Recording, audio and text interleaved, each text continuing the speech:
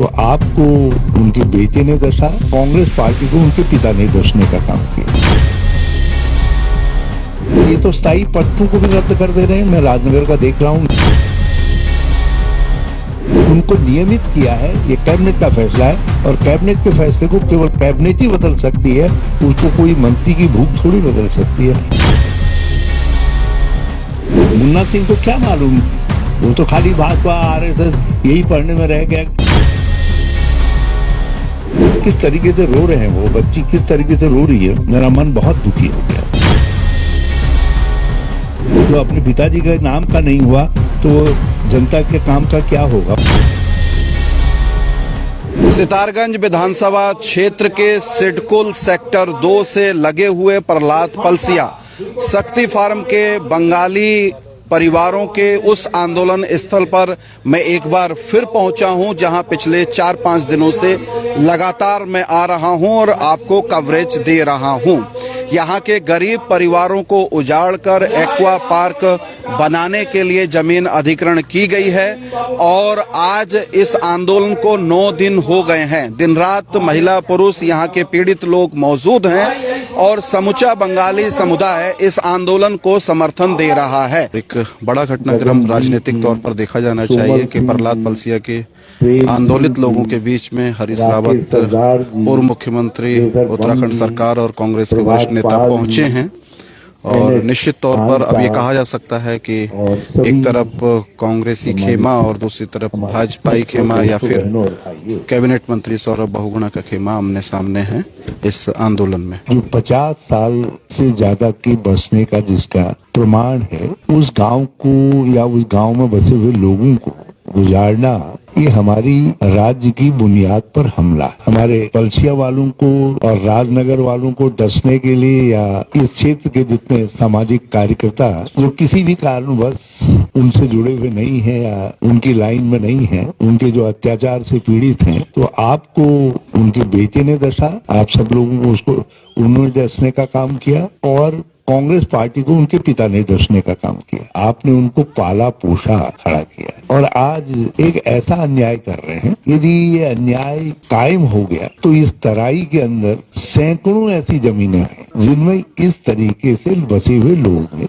ये उदाहरण बन जाएगा। एक सवाल केवल पलसिया या राजनगर का नहीं है, एक प्रश्न है जितने ऐसे पट्टेदार लोग हैं या जो इस तरीके की जमीनों में बसे हुए हैं जिनके पट्टे स्थायी नहीं हैं, और ये तो स्थायी पट्टों को भी रद्द कर दे रहे हैं। मैं राजनगर का देख रहा हूँ, उनके तो स्थायी पट्टों को रद्द करने का काम किया है। हमने 2014 में आदेश किया है, एक मुख्यमंत्री का तो आदेश है, और उसके बाद सारे लोग इनके फेवर में जब दे रहे हैं कि इनको पट्टा दिया जा सकता है, पट्टा दिया जा सकता है, पट्टा दिया जा सकता है। और जब सरकार बदलती है तो फिर हो जाता नहीं, पट्टा नहीं दिया जा सकता। चेहरे बदलते हैं, सरकार थोड़ी बदलती है। हमारा 2016 का कैबिनेट का फैसला है। यशपाल आर्य जी हमारे मंत्री थे, तो माननीय यशपाल जी के समय में ये आदेश हुए तो वो तराई की जमीनों के सब जानते थे।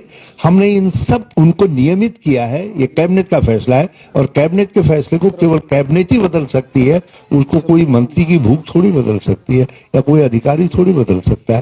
पलसिया वालों को किसी भी कीमत पर, किसी भी तरीके से, जब तक इनकी सहमति न हो जाए तब तक इनको यहाँ से बलपूर्वक कोई भी कानून नहीं उजाड़ सकता है। तो मैं अधिकारियों से कहना चाहता हूँ, यदि मंत्री के सलाह पर, राय पर, दबाव में गलत काम कर दिया तो ये गलत काम जब तक आप अधिकारी रहोगे आपका पीछा करेगा।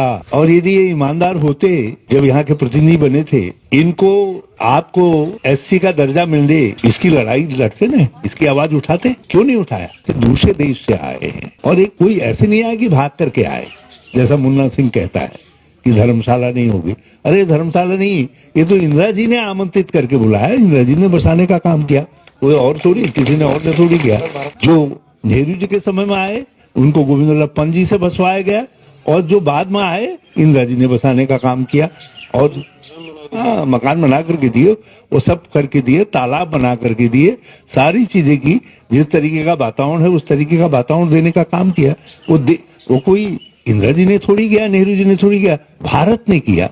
भारत ने इसको महसूस किया, नहीं ये हमारे लोग हैं, इनको बसाने का काम करना है। और आज मुन्ना सिंह को क्या मालूम वो तो खाली भाजपा आरएसएस यही पढ़ने में रह गया, कुछ देश के इतिहास को थोड़ी पढ़ा। उन्होंने इतिहास पढ़ा होता तो कभी नहीं कहते इनको घुसपैठी। यदि उन्होंने घुसपैठी कहा, मैं उसके लिए क्षमा चाहता हूं। और ऐसे मुन्ना सिंह यदि हमारी पार्टी में होते तो हम उनको जो है झुनझुना सिंह बना करके बाहर भेज देते। भगुणा जी मांस बहुत खाते थे, तो आपने कहा ये मांस झोल भात खाने वाला है और उसके कबाब खाने वाला। हम तो मांस झोल भात खाने वाले हैं और वो कबाब खाने वाला बंगाली, नकली बंगाली था। आपने उसको चुना, हम लोगों को आपने फेल कर दिया, हमको नहीं चुना। यहाँ जो आपकी लड़ाई है, हम उस लड़ाई को लड़ेंगे। मैंने जिलाधिकारी को भी कह दिया है, बात की मैंने सेक्रेटरी से, सब लोगों से भी बात करने जा रहा हूँ। हम इसको बड़ा इशू बनाएंगे। मेरा कांग्रेस के लोगों से आग्रह है, आप जिना दी, ममता जी, सब लोग जो है यशपाल आर्य जी से अनुरोध करिए। हमारे यहाँ नेता हैं, हमारे विपक्ष में नेता हैं, हमारे कांग्रेस के आधार हैं, हमारी आवाज हैं। आप उनके पास भी जाइए। आप कर्ण मेहरा जी से भी अनुरोध करिए, पूर्व अध्यक्ष जी से आप अनुरोध करिए, तिलकराज बेहड़ जी से भी, और गणेश गोदियाल जी से भी अनुरोध करिए, और सब लोगों को यहाँ बुलाइए। बल्कि बीच में मैं अपने लड़के को भी भेजूंगा। अपनी ईवजी में मैं इतना भाग दौड़ नहीं कर सकता। आनंद रावत को मैं उससे भी कहूंगा, एक बार बेटा जाकर के मेरी तरफ से पूछ पाछ देना करके लगातार आना है। गणेश जी, आपको एक काम करना है। आपको जैसे नवतेज के साथ ये लोग लगे हैं, तुमको यार सब लोगों को, सब लोगों को लगातार आप ड्यूटी बांट लीजिए। अब ये केवल राम नगीना जी और पटौदी जी या वो ना है। भाई भैया हसनैन, तुम्हारी गरज, गरजते हुए आना है, गरजते हुए आना है। सब लोग यहाँ जैसा लड़ो, और किसी भी हालत पे मेरा नंबर नोट कर लो, मैं दे दूंगा। यदि एक बलपूर्वक ताकत के बल से कुछ भी करते हैं तो मुझे टेलीफोन करिएगा। रात को करोगे, किसी समय करोगे, मैं चल पड़ूंगा। इनको वैकल्पिक कानूनन जमीन आवंटित करो और मकान बनाने के लिए पैसा जो कंपनी आ रही है वो दे, तभी ये, और इनको जो सुविधाएं बिजली, पानी की, सड़क की मिली हुई है, वो सुविधाएं दी जाए इनको। जब ये सब कर दोगे तभी पलसिया वाले हटेंगे, उससे पहले। ठीक है भाई, ऐसा ही है ना। ये लड़ाई लड़ी जाएगी, और ये मानवता की लड़ाई है, इंसानियत की लड़ाई। किस तरीके से रो रहे हैं वो बच्ची, किस तरीके से रो रही है, मेरा मन बहुत दुखी हो गया। मैंने कभी इतने कटु वचन किसी के लिए नहीं कहे जितने कटु वचन आज मैंने, जब इन्होंने हमारी सरकार गिराई तब मैंने विजय भगोड़ा के लिए इतने कटु वचन नहीं कहे। वो तो अपने पिताजी के नाम पर भी सब धब्बा लगा दिए, जिसने, जो अपने पिताजी के नाम का नहीं हुआ तो जनता के काम का क्या होगा, वो तो आप लोग समझ नहीं पाए क्या काम है। जो है उनका गुनाहगार वो है हमारा सरताज। हमारे नेता हैं आप, चलिए, हमारे नेता हैं। और आज से एक माला और लाओ, ये बैगुणा हटाओ, और जो है उधम सिंह नगर बचाओ, सितारगंज बचाओ। इधर आइए ना, एक और डालते हैं आपको। आप ये अभियान, ये नारा चलाइए, आपकी आवाज में बड़ा दम है।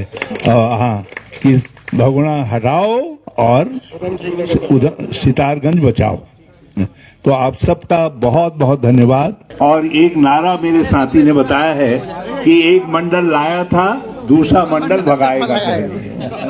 तो आप सबका बहुत बहुत धन्यवाद है सब। तो इस तरीके से पूर्व मुख्यमंत्री हरीश रावत ने तीखे व्यंग के माध्यम से न सिर्फ सौरभ बहुगुणा कैबिनेट मंत्री को चेतावनी दी है, बल्कि उनके पिता विजय बहुगुणा पर भी निशाना साधा है। हरीश रावत ने स्पष्ट कहा है कि प्रहलाद पलसिया के लोग तब तक नहीं हटेंगे जब तक उनका पुनर्वास नहीं होगा, और कांग्रेस के नेताओं को आंदोलन लीड करने के लिए कहा गया है।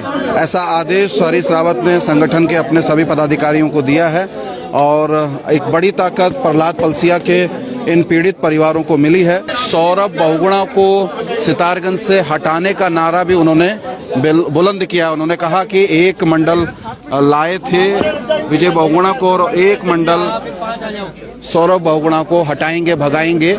इस नारे को बुलंद किया है, तो पूरी तरीके से राजनीतिक मंच में यह धरना प्रदर्शन तब्दील होता हुआ नजर आ रहा है। और बहरहाल आप देख सकते हैं बड़ी तादाद में कांग्रेस के लोग यहाँ पर मौजूद हैं।